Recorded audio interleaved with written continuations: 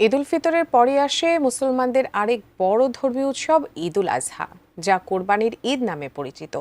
এবার এই ঈদের তারিখ জানিয়েছে মধ্যপ্রাচ্যের এক মুসলিম দেশ, এমনকি ছুটির তারিখও জানিয়েছে দেশটি। বিস্তারিত জানাচ্ছেন শেখ ফরিদ।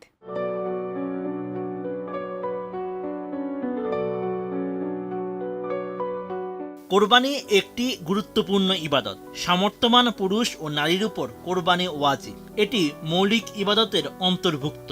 আদম আলাইহিসসালাম থেকে সকল যুগেই ছিল কোরবানি, আর ইসলামিক ক্যালেন্ডারের 12তম মাস জিলহজ, যা হজ ও কোরবানি ঈদের প্রস্তুতির সূচনা করে।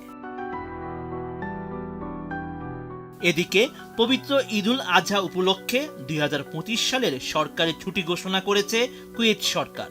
দেশটির মন্ত্রিসভা এক সরকারি ঘোষণায় জানায়, আগামী 5 জুন বৃহস্পতিবার থেকে 9 জুন সোমবার পর্যন্ত দেশজুড়ে ঈদ উপলক্ষে সরকারি ছুটি থাকবে। ফলে অফিস আদালত পুনরায় খুলবে 10 জুন মঙ্গলবার থেকে।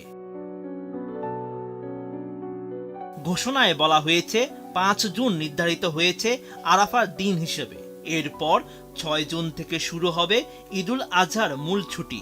9 জুন সোমবার অতিরিক্ত ছুটি হিসেবে গণ্য হবে, যার ফলে কুয়েতে ঈদ উদযাপন উপলক্ষে টানা 5 দিনের ছুটি পাচ্ছে দেশটির সরকারি কর্মীরা।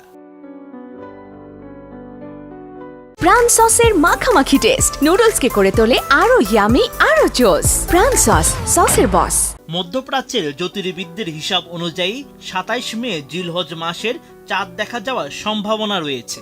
সেই ক্ষেত্রে 28 মে হবে জিলহজ মাসের প্রথম দিন।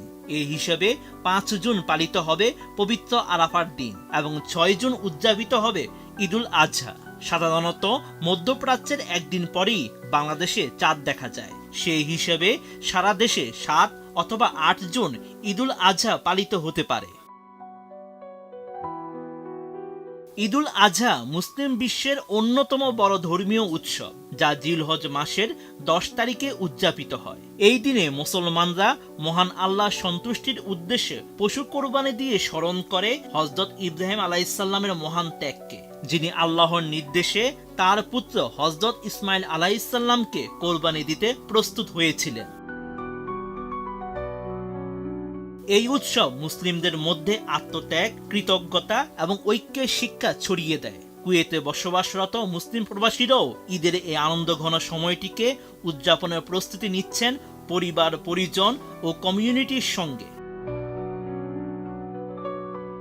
Sheikh Farid, ATN news.